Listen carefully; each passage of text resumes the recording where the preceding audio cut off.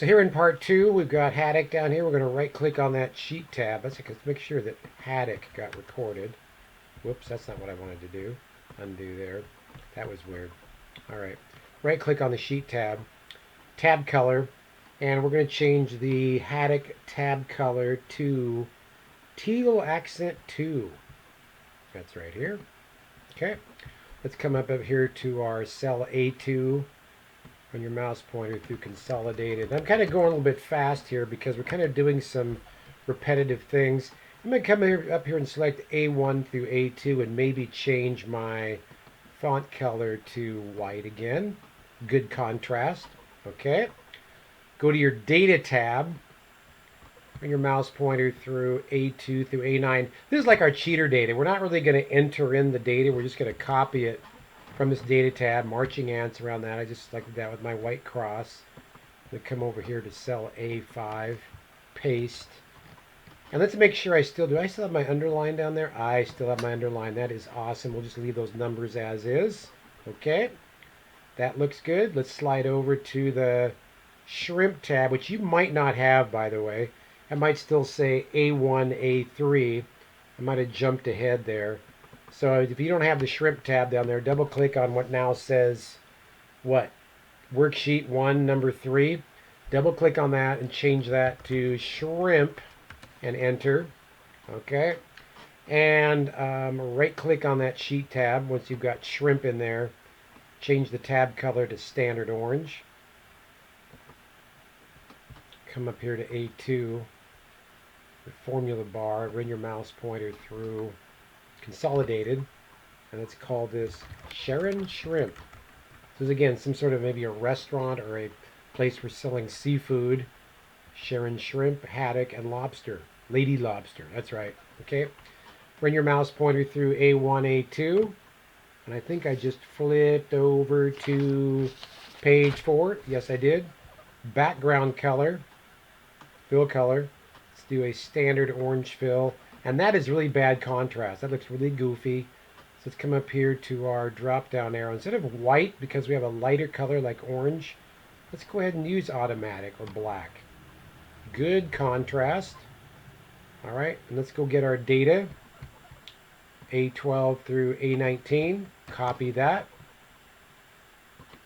Let's drop it into B5. Okay.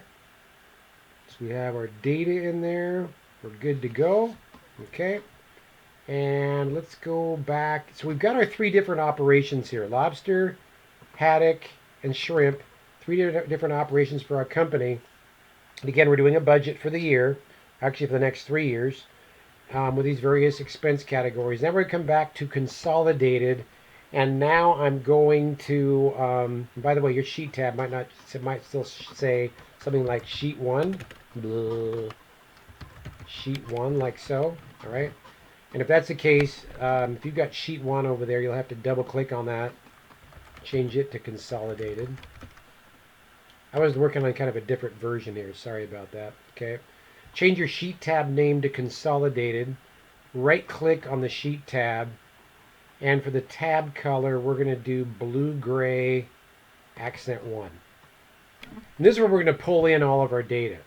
Okay, and I think we can use the same banner up here. That looks fine. That title up there looks okay. Come down here to cell B5, and we're going to do something called 3D cell reference. 3D cell reference. Ooh, this is where we pull in all of our information. Okay? Click on your auto sum over there. And it says, oh, you want to auto sum B4. No, you don't. And again, your argument right now, B4 is highlighted, which means whatever we select at this point will override that. Click on your first tab, lobster. And what I want to do here is I want to add cell B5 from the 3 worksheets, lobster, haddock, and shrimp.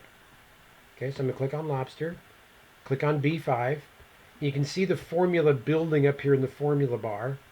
Lobster and then an exclamation point separates the sheet tab name from the cell address, B5.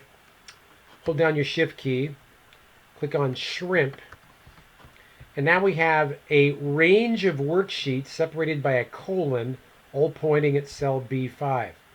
Take a good look at that because that's what a 3D cell reference is. Okay, It's a range of worksheets all pointing at the same cell. And those three worksheets all are look and feel the same. They just have different data. Kind of my example at the beginning talking about my former employer, Seneca Foods. Enter button up here. Okay, 220. Now let's do that again. I didn't expect you to get that the first time. Let's try it again. And as I go forward here, think about what my next steps is and see if you can anticipate what I'm going to do. I'm going to click on auto sum. I don't want to auto sum A4 through B5. I'm going to click on lobster, click on cell B6, hold down my shift key, click on shrimp. So again, I've got a range of worksheets, lobster, haddock, and shrimp, all pointing at B6 up here. Check mark. Okay, and there's that total. All right, that's two chances there for you to see what 3D cell referencing is. Again, the consolidated sheet is just bringing in all the data from the other operations. Again, I was one of 25 plants for Seneca Foods. There was somebody in Janesville, Wisconsin that had a worksheet like this or a workbook like this. It was reading in all the data from the 25 plants in our country for Seneca Foods vegetable processing and rolling them all up into these totals. So I'm going to take cell B6, and I've already done the heavy lifting, so I'm just going to use the fill handle and go down to B12. And let's use fill without formatting so I don't wipe out my underline down there at the bottom. And I got 415,000 for a grand total. Okay. Now we're at the bottom left, page 4, and we're going to do a beautiful chart. Select A5 through B12. Those being my titles, those being my values. So we're going to do a corporate chart of total expenses and what they kind of look like here. Okay? All right. So we're going to do insert donut or pie. Insert donut or pie. Okay? And we're going to do a 3D pie chart. Oh, goody. Okay, there you go. Click on chart title. Triple click on that to select the whole thing. And we're going to call this, I'm going to do an abbreviation here. I don't really feel like typing much. 2020 cons consolidated space exp expense. Now, this was like corporate. You'd probably want to spell all those out. I just took a shortcut. Click somewhere off the table. Okay. Let's see. Point to the border of the chart. There as it is. And when the point the border changes to a 4-headed arrow, drag the chart below the worksheet numbers to the desired location. In this case, approximately cell A15. Here we go. Down here to cell A15, upper left-hand corner. By the way, in the Microsoft exam, when they test you on this, they'll say drag it to approximately A15. Okay, that's page 4. Moving on. Scroll down until you can see both the bottom of the chart and row 32. Okay. Alt drag. Now what do we mean by this? Well, I want to drag this so the bottom of my chart covers row 32. And this is kind of cool. You hold down your Alt key, left click and hold on that bottom of the floor with the two-headed arrow. And then as you drag, see how when you drag one row at a time, holding down the Alt key, ALT, and then let up. Okay.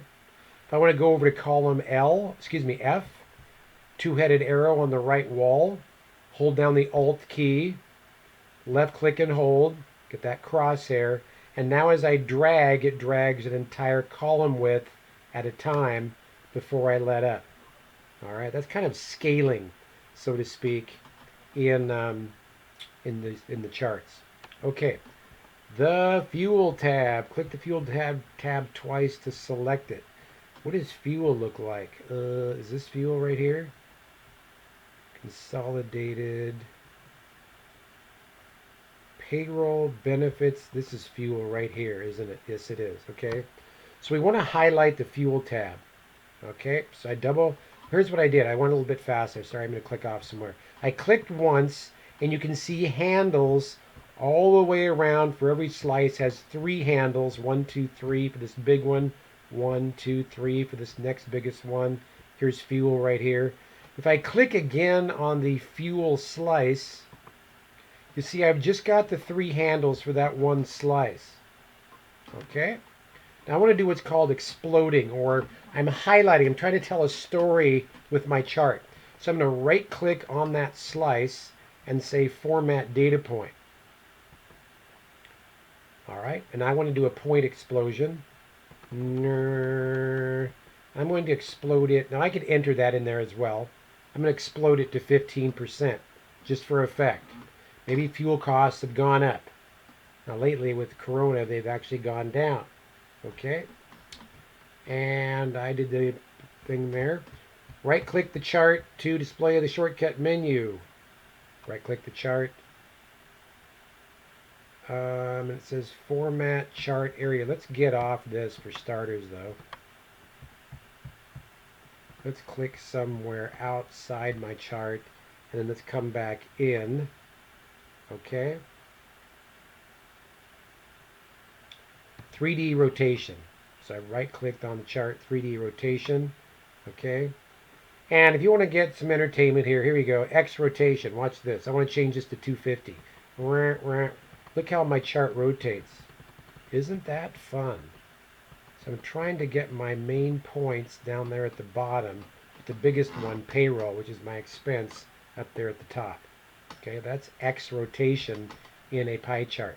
You're just changing how the different slices are presented. I'm going to close that out. Okay. Click the Chart Elements button over here. Okay. Point to data labels for a flyout. More options. Okay.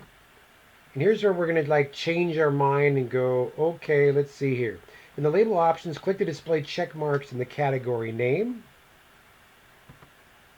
percentage, show leader lines, but not value. It's going to get way too busy. Okay, there you go.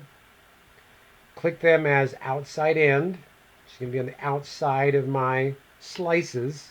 Okay, and let's keep going. Slide down to number. I already see percentage. All right, I don't think I need to change this, but you know, just for laughs, let's do this. Category, percentage. They're already showing as percentage. I would maybe say 0. In the instructions, it says 1 decimal place. I don't think so. I'm just going to do 0 decimal places. I don't need that much precision on my chart. Okay. And then I'm going to go to text options over here. Let's see, text options. There you go. And text fill.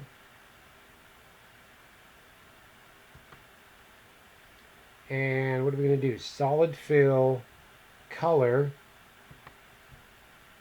What does black text 1 mean? Black text 1. I could even make those bold if I wanted to or whatever. I want them to really stand out. Okay, close that out. And bottom left, page 5. Now see how some of these are running into each other? It's kind of busy. If I take my four-headed arrow and kind of drag that outside end label, I can kind of give some separation between these items so I don't lose my story in by having, again, I want to have that leader line kind of pointing to the various slice it's related to. So I just pull away just a little bit from the slice with each of my outside end items. Okay, I'm just dragging away.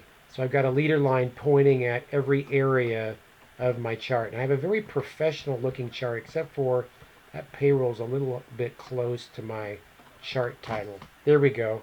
All right. Very nice and professional looking chart there. Okay.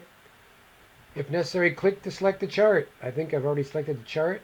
Okay. And we're going to go to the Chart Tools Format tab and Shape Outline. Blue-gray accent 1. That's blue-gray. Wait, blue-gray accent 1. Shape outline, right? There we go. Blue-gray accent 1. In the theme color. And let's go back to shape outline. I'm just going to just do this. It's not in the instructions. Maybe I want to have a 1.5 point line just for emphasis. Make sure that's really clear. That's the edge of my chart. Click on an empty cell. It says hit the save button. That's page 5. On to page 6, home stretch. Okay. Hide the data tab. And come down here. Again, I've talked about this in the last chapter where you've got this kind of this doodle page where you're using for your benefit but not other people's. So I'm just going to right click on that and say hide. Still there. We still need to see it. Okay. And I'm going to come over here and right click on my consolidated sheet. Let's come over here to consolidate and scroll up here so we can see the top. And by the way, I might go back later on. I'm not going to do this right now.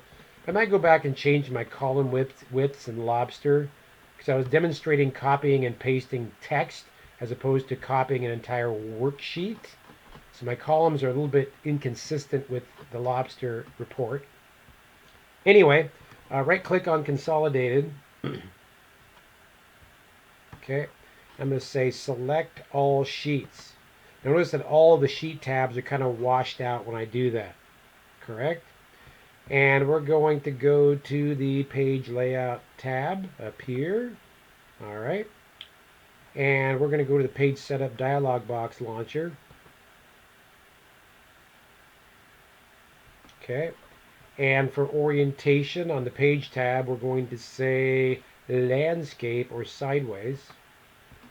For margins,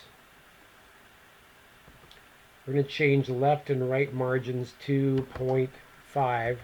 Now I started to click up and down there, but I'm just going to highlight them and type over the top of them to change them. Okay. Centered on page horizontally, and this diagram will show you how that's going to look. So it's going to be centered on the page horizontally, however big it's going to be. Okay. And okay. So there's that. And again, what I'm doing to one right now, I'm doing to all. Because I got 4 worksheets select, correct? Let's come down here to our page layout tab. Down here. We're going to do some work with header sections. Give it that a moment here. Scroll up. So I'm in page layout tab. Here's my header section. Left, middle, and right header sections. In the left header section, I'm going to say Cashman. Name of my person that's doing the report, I guess. Okay. If requested by instructor, your street number to the left header box below the name entry. I'm not going to do that. Okay. In the center box, we're going to say expenses. All right. And in the right header, I'm going to drop in the current date field, like so. Very nice. Now scroll down and find, again, this is going to happen to all 4 worksheets. Scroll down and find the footer down here, left, center, and right footer. Okay. Let's see. We're going to go to the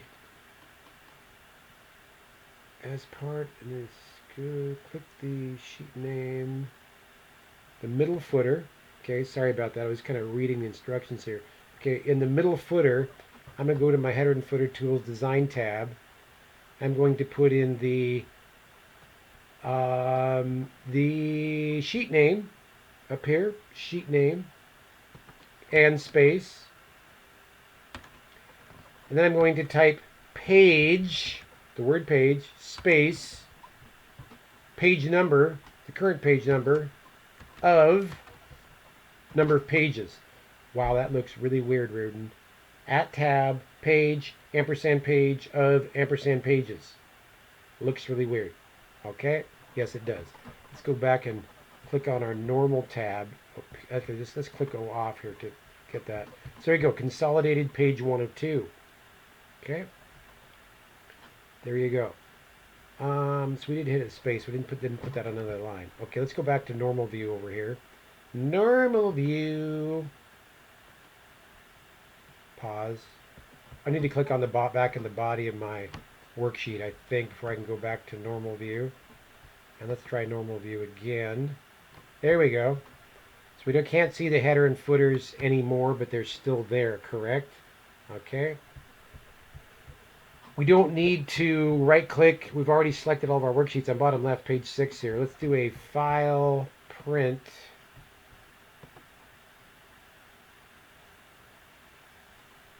This is page 1 of 5. Ooh. What happened? Looks like something got cut up. Let's look. Page 1, page 2, that's a cutoff. Page 3, page 4, page 5. Well, you can see we're messed up. Let's go down to our scaling where it says no scaling. Let's change that to fit to one page and pause just here for a second. We should see once we do that, we're only going to have 4 pages. There we go, 4, 4. And I'm just going to go backwards. Page 2, page 1, that was page 2. Page 1 coming up, there you go. So I fit them all onto one page, and so that first page isn't slopping over to multiple pages. Okay, let's return to our worksheet.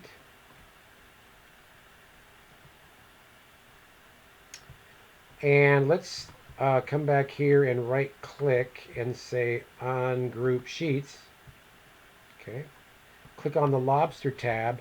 And let's say that we want to pull this out and have a totally separate Microsoft workbook. Okay, what does that look like? Let's right click. We're going to say right click and move or copy. Except in this case, we're going to say to book. We're going to say new book, which means a new workbook.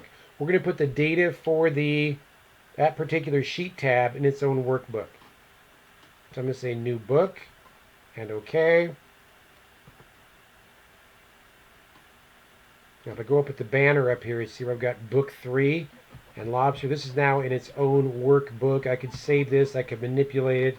I could do some other analysis, whatever. I could send it back to Lady Lobster if this was their particular section. I'm going to go down to my status bar down here at the bottom and go back to my consolidated expenses worksheet that I was in. Okay, and I'm going to save this consolidated expenses, and then I could also go back here and go, well, I want to save this as file save as to my documents folder, and I could call this Lady Lobster. It'd be at its own page. Now I still have that worksheet tab with Lady Lobster data on it. I made a copy of it and I put it in a separate worksheet. Okay, that concludes our chapter 5 demo, and from here you would want to go on to the practice exam for chapter 5 in SAM. Okay, thank you.